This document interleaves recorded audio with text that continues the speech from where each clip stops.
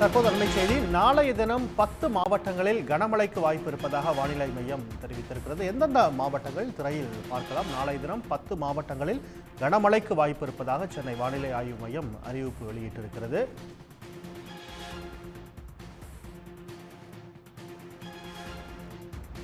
தமிழ்நாட்டில் நாளைய தினம் 10 மாவட்டங்களில் கனமழைக்கு வாய்ப்பு இருப்பதாக வானிலை ஆய்வு மையம் தற்போது தகவல் வெளியிட்டிருக்கிறது. அண்மை செய்தியாக பார்த்துக் கொண்டிருக்கிறோம்.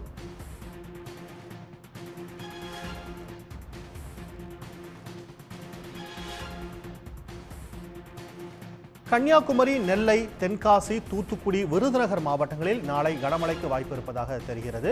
அதேபோல ராமநாதபுரம், புதுக்கோட்டை, சிவகங்கை, தஞ்சாவூர், மதுரை ஆகிய மாவட்டங்களிலும் பலத்த மழை பெய்வதற்கான வாய்ப்பு இருக்கிறது.